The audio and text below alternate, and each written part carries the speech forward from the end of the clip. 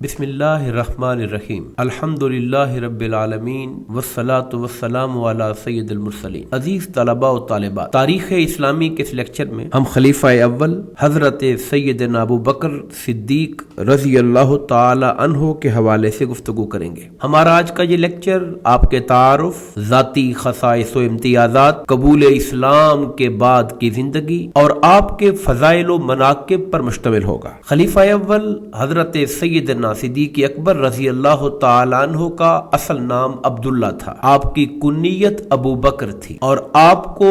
جو القاب عطا کیے گئے ان میں جو لقب سب سے زیادہ مشہور ہوا وہ صدیق ہے۔ صدیق صدق سے نکلا ہے جس کا معنی سچائی ہوتا ہے، تو صدیق بہت زیادہ سچ اختیار کرنے والا۔ اور روایات میں یہ ملتا ہے کہ حضور نبی کریم علیہ الصلوۃ والسلام جب سفر معراج سے واپس آئے اور آپ نے کفار مکہ کے سامنے اپنے اس رات کے سفر کا ذکر کیا کہ میں مسجد حرام سے مسجد اقصی اور اس سے بالا آسمانوں کے سفر پر گیا اور رات ہی میں واپس آ گیا۔ کفار مکہ کے لیے یہ بات انتہائی حیرت ناک تھی اور کئی مسلمان بھی ذہنی طور پر پریشان ہو گئے کہ یہ بات کیسے ممکن ہے، مگر حضرت ابوبکر صدیق رضی اللہ تعالیٰ عنہ کو جب یہ خبر دی گئی تو آپ نے بلا تعمل اس بات کا اعلان فرمایا کہ ہم تو آپ کے کہنے پر بغیر دیکھے خدا پر ایمان لاتے ہیں۔ یہ تو بہت معمولی بات ہے۔ ان کی اس تائید پر حضور نبی کریم نے انہیں صدیق کا لقب عطا فرمایا۔ انہیں دوسرا لقب عتیق کا دیا گیا۔ عتیق اتقن سے نکلا ہے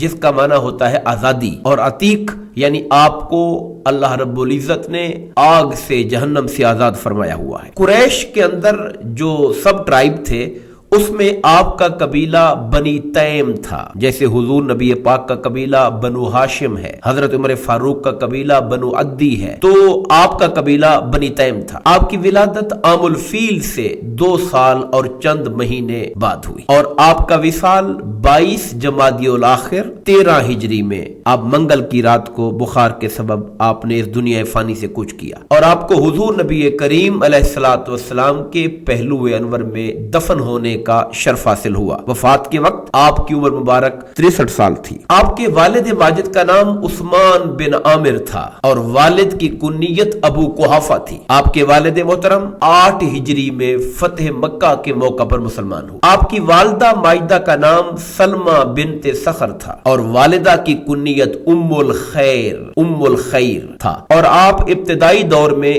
ایمان لانے والی خوش نصیب خواتین میں شامل تھی۔ آپ کی اولاد میں 3 بیٹے تھے، عبداللہ، عبد الرحمن اور محمد، اور 3 بیٹیاں تھیں، حضرت اسما، حضرت عائشہ صدیقہ جنہیں ام المومنین ہونے کا شرف حاصل ہوا، اور تیسری بیٹی حضرت ام کلثوم رضی اللہ تعالی عنہن۔ جہاں تک آپ کے خصائص کا تعلق ہے، آپ کو سب سے بڑا شرف یہ حاصل ہوا کہ حضور نبی کریم علیہ الصلوۃ والسلام پر جب وحی کا نزول ہوا اور آپ کو اعلان نبوت کا حکم ہوا تو سب سے پہلے تاریخ انسانی کے اندر، اس مکہ کے ماحول اور عرب کے اندر، سب سے پہلے بالغ مردوں میں جنہیں اسلام لانے کا شرف حاصل ہوا وہ آپ ہی کی ذات بابرکات تھی۔ حضور نبی کریم علیہ الصلوۃ والسلام نے جب بھی کبھی کوئی معاملہ پیش کیا، کسی بات کی خبر دی، کسی واقعے کی اطلاع دی، کسی غیبی واقعے کے بارے میں آگاہ کیا، تو آپ بغیر کسی توقف کے حضور نبی کریم علیہ الصلوۃ والسلام کی تصدیق کرنے والوں میں شامل تھے۔ قریش کے اندر زمانہ جاہلیت کے اندر جو معززین تھے اور جو شرفاء تھے اپنے علاقے کے، اپنی قوموں کے، آپ کا شمار انہی لوگوں کے اندر ہوتا تھا۔ اور زمانہ جاہلیت کے اندر قریش نے اپنے قومی معاملات بانٹے ہوئے تھے مختلف قبائل کے اندر، مختلف خاندانوں کے اندر۔ ان میں سے آپ کا جو خاندان تھا بنی تیم، مختلف جو جرائم ہوتے تھے ان کے جو جرمانوں کا فیصلہ ہوتا تھا یا قتل کی صورت میں دیت کا جو فیصلہ ہوتا تھا وہ آپ کے خاندان کے اور آپ کے سپرد تھا۔ حضرت سیدنا صدیق اکبر رضی اللہ تعالی عنہ کو یہ شرف حاصل ہے کہ آپ جو بری عادات تھی، بلکہ آپ کے زمانے کے اندر جو بڑی کثرت کے ساتھ پائی جاتی تھی، بت پرستی کو تو اہل مکہ اپنا مذہبی شعار سمجھتے تھے، شراب نوشی ان کی گھٹی میں شامل تھی، مگر اللہ تعالیٰ نے آپ کے قلب کو، آپ کی روح کو جو ایک باطنی طہارت عطا فرمائی ہوئی تھی، آپ نے قبول اسلام سے پہلے بھی کبھی بتوں کی پوجا نہیں کی اور کبھی شراب نوشی کی طرف مائل نہیں ہوئے. آپ کا ایک وصف علم تاریخ اور علم انساب العرب کے اندر آپ کو مہارت حاصل تھی، یعنی کون سا قبیلہ، کون سا فرد کس قوم کا ہے، اس کے باپ دادا کے معاملات کیا تھے، ان کا خاندان اور اس کے پیچھے کے جو آباء و اجداد تھے ان کے اوصاف کیا تھے، ان کی صفات کیا تھی، ان کی خوبیاں کیا تھی. اس اعتبار سے آپ عرب کے ایک بہت بڑے عالم تھے. حضور نبی کریم علیہ الصلوۃ والسلام نے آپ کے بارے میں اس امر کی باقاعدہ تاکید اور تائید فرمائی کہ قریش میں ان کے انساب کا سب سے زیادہ علم رکھنے والے ابو بکر ہیں. حضرت سیدنا صدیق اکبر رضی اللہ تعالیٰ عنہ کو کیا خصائل عطا ہوئے تھے، آپ کی کیا خوبیاں تھیں، کیا امتیازات تھے، اس کا ایک بہت بڑا اظہار اس وقت سامنے آیا جب آپ اہلیان مکہ کے ظلم و ستم سے تنگ ہو کر مکہ چھوڑنے پر آمادہ ہو کر شہر سے باہر نکل کر جا رہے تھے تو ابن الدغنا نام کا ایک سردار تھا مکہ کا. اس نے آپ کو دیکھا اور پوچھا ابو بکر کدھر کا ارادہ ہے؟ تو آپ نے کہا کہ میری قوم مجھے میرے ایمان پر نہیں جینے دیتی، مجھے میرے رب کی عبادت نہیں کرنے دیتی، میں یہ علاقہ چھوڑ کے جانا چاہتا ہوں. تو ابن الدغنا نے اس موقع پر آپ کے کچھ اوصاف کا ذکر کیا، وہ اوصاف بہت قابل غور ہیں. ابن الدغنا نے کہا آپ ابو بکر محتاجوں کی مدد کرتے ہیں، آپ رشتہ داروں کا خیال رکھتے ہیں، آپ لوگوں کا بوجھ ان کے قرضے اپنے سر لے لیتے ہیں اور اپنی طرف سے ادا کرتے ہیں، آپ مہمان نوازی کرنے والے ہیں، آپ مصیبت کے مارے لوگوں کی مدد کرتے ہیں. آپ جیسے شخص کو مکہ چھوڑ کے نہیں جانا چاہیے. اور یہ بات بڑی حیران کن ہے کہ یہ اوصاف جو ہم نے صدیق اکبر رضی اللہ تعالی عنہ کے بارے میں ابن الدغنا کی زبان سے سنے ہیں، بے عین ہی یہی الفاظ آج سے یعنی اس موقع سے 10 سال پہلے حضرت خدیجہ الکبریٰ رضی اللہ تعالی عنہ نے حضور نبی کریم علیہ الصلوۃ والسلام کے بارے میں فرمائے تھے. جب آپ غار حرا سے واپس لوٹے تھے، پہلی وحی کا تجربہ آپ کے ساتھ ہوا تھا، تو آپ نے آ کر یہی کہا تھا کہ مجھے اپنی جان کا خطرہ ہے، کہیں ایسا نہ ہو کہ مجھے نقصان پہنچے.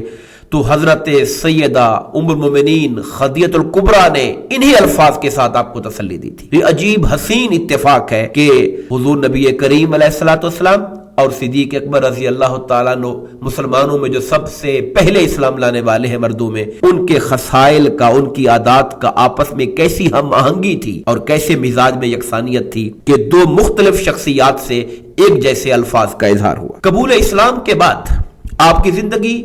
حضور نبی کریم علیہ الصلوۃ والسلام کی خدمت اور اسلام کے فروغ کے لیے وقف ہو گئی. آپ کی دعوت پر مکہ کے بڑے مشہور خاندانوں کے جو معززین تھے اسلام لائے، جن میں حضرت زبیر بن العوام، عثمان بن عفان، طلحہ بن عبید اللہ، سعد بن ابی وقاص، عثمان بن مظعون، ابو عبیدہ بن الجراح، عبد الرحمن بن عوف اور ان کے علاوہ بہت سے لوگ تھے جو آپ کی دعوت پر، جنہیں آپ نے قائل کیا اور قدمین مصطفیٰ میں لا کر پیش کیا. اسی طرح بہت سے لوگ مکہ کے اس معاشرے میں جن کا تعلق زیر دست لوگوں میں سے تھا، جو کمزور تھے، جو طبقہ غلام سے تعلق رکھتے تھے یا خواتین میں جو لونڈیاں تھیں، انہوں نے اسلام قبول کیا. اور اسلام قبول کرنے کے جرم میں اہل مکہ نے، کفار مکہ نے ان پر ظلم و ستم کے جو پہاڑ توڑے، تو آپ ہی کی شخصیت تھی جنہوں نے ایسے ستم رسیدہ پریشان حال غلاموں کو اپنی ذاتی جیب سے، اپنے مال سے خرید کر آزاد کیا تاکہ وہ اسلام میں آ کر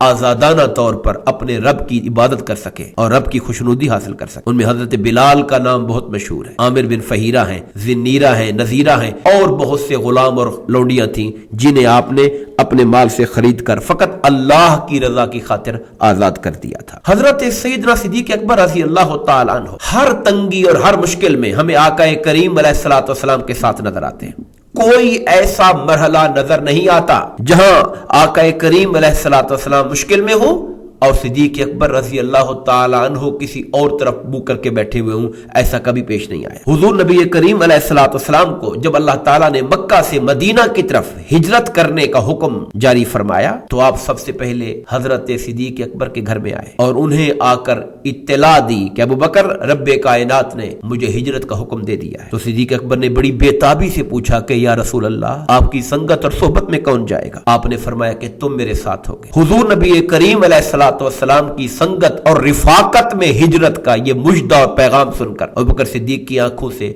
बेख्तियार आंसू बहना शुरू हो गए। हजरत आयशा सिद्दीका आप फरमाती है, मुझे पहली बार मालूम हुआ कि खुशी से भी कोई रो पड़ता है। और सफर का जो इंतजाम था, ऊँटनियों का इंतजाम था, हजरत सैयदना सिद्दीक अकबर ने किया और राजदारी के साथ हुजूर नबी करीम अलैहिस्सलातु वस्सलाम के साथ मदीना मुनव्वरा की तरफ हिजरत का सफर किया। मदीना हिजरत करने के बाद इस्लाम को एक मरकज की जरूरत थी, मस्जिद की जरूरत थी जहां पर मुसलमान नमाज अदा करें, मुसलमान इकट्ठे हों, आका करीम अलैहिस्सलातु वस्सलाम की तालीमात और हिदायत से आगाह हूं। उसके लिए आपने मस्जिद नबवी की खातिर जो जगह खरीदी गई, ये एजाज आपको हासिल हुआ कि उसकी रकम आपने अदा। गज़वा तबूक के मौके पर जब इस्लाम को और दीन को मुजाहिदीन के सामान सफर के लिए और सामान जिहाद के लिए माल की जरूरत थी, हुजूर ने ऐलान आम फरमाया था, तो आप ही वो हस्ती थे जिन्होंने अपने घर का सारा माल उठाकर राह खुदा में दे दिया। और जब रसूलुल्लाह सल्लल्लाहु अलैहि वसल्लम ने पूछा, अबू बकर मा अब कई तले अहलिक, अपने घर वालों के लिए क्या छोड़ा? उन्होंने जवाब दिया, या रसूलल्लाह माल दौलत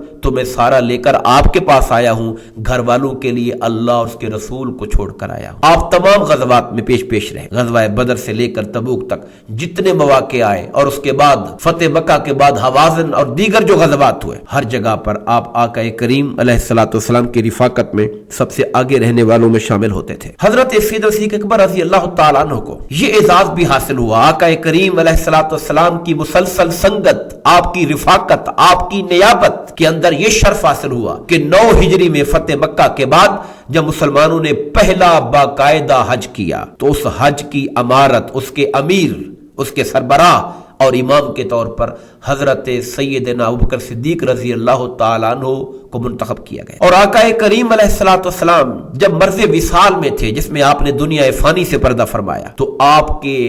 दुनिया फानी से पर्दा करने से पहले की 17 नमाजें बितरतीब जब आप अलील थे और नमाज की इमामत के लिए मस्जिद तशरीफ नहीं ला रहे थे, तो आपने हुक्म दिया कि अबू बकर से कहो नमाजों को पढ़ाएं। और आपको मुसल्ला रसूल पर नबी पाक की हयात ज़ाहिरी के अंदर 17 नमाजों की इमामत करवाने का शर्फ हासिल हुआ। और इस्लाम के लिए आपकी एक बहुत बड़ी खिदमत यह भी हुई, जब हुजूर नबी करीम अलैहिस्सलातु वस्सलाम का विसाल पुरबलाल हुआ, तो सहाबा किराम पर एक अजीब गम व अंदुह का आसमान गिरा था। कई सहाबा अपने होश खो बैठे थे। हजरत उमर फारूक रजी अल्लाह तआला अन्हु जैसी हस्ती भी बेताब थी और अपनी तलवार निकाल कर फिरते थे कि कोई कहेगा हुजूर विसाल कर गए तो मैं उसकी गर्दन उड़ा दूंगा। ये मुनाफिकों की बातें हैं। हुजूर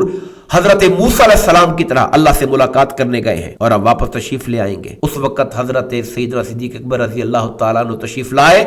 और आपने कुरान मजीद के उन आयात का हवाला दिया, मा काना मुहम्मदुन अबा अहदिम मिन रिजालिकुम, कि आप मर्दों में से किसी के बाप नहीं है। और एक दूसरी आयत करीमा का हवाला दिया, क्या फाइमात औ कुतिला, अगर आप दुनिया फानी से कूच कर जाएं या शहीद कर दिए जाएं तो क्या लोगों तुम दीन से उल्टे पांव फिर जाओगे? इस पर उमर फारूक रजी अल्लाह तआला अन्हु और दीगर सहाबा किराम को ये मानना पड़ा और तस्लीम करना पड़ा कि अल्लाह का अमर वाक़ हो चुका है और हुजूर नबी करीम अलैहिस्सलातु वस्सलाम अब हमारे दरमियान मौजूद हयात ज़ाहिरी के साथ नहीं रहे हैं। हजरत सैयदना सिद्दीक अकबर रजी अल्लाह तआला अन्हु को आका करीम अलैहिस्सलातु वस्सलाम ने अपनी जुबान हक से दुनिया में ही जन्नत की बशारत, वो खुशनसीब लोग जिन्हें आशरा मुबशरा, वो 10 खुश नसीब लोग जिन्हें जन्नत बशारत दी गई, उनके अंदर आप सरे फहरिस्त थे। हुजूर नबी करीम अलैहिस्सलातु वस्सलाम ने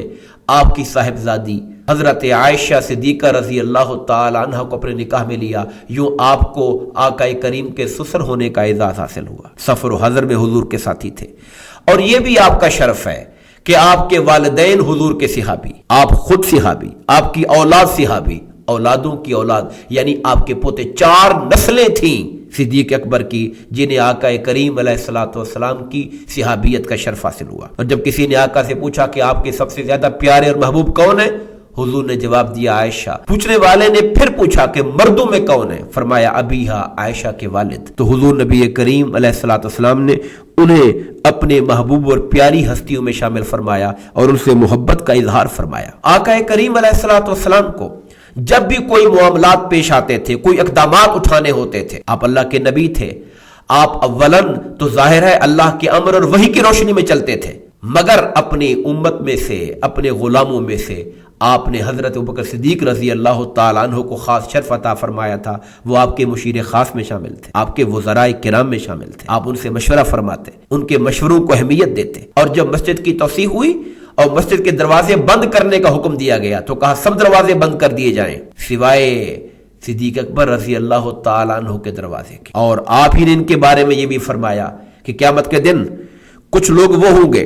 جو اپنے خاص نیکیوں کے اندر سبقت اور فوقیت کی وجہ سے متعلقہ جنت کے دروازوں سے پکارے جائیں گے۔ روزے داروں کے لیے الگ دروازہ ہوگا، صدقہ و خیرات کرنے والوں کے لیے الگ دروازہ ہوگا، عبادات و مناجات کرنے والوں کے لیے الگ دروازہ ہوگا۔ صدیق اکبر نے پوچھا یا رسول اللہ کوئی ایسا بھی ہوگا جسے جنت کے آٹھوں دروازوں میں سے آواز دی جا رہی ہوگی؟ تو حضور نے فرمایا ابوبکر مجھے امید ہے کہ تم بھی ان خوش نصیب لوگوں میں شامل ہوگے جنہیں جنت کے ہر دروازے سے پکارا جا رہا ہوگا۔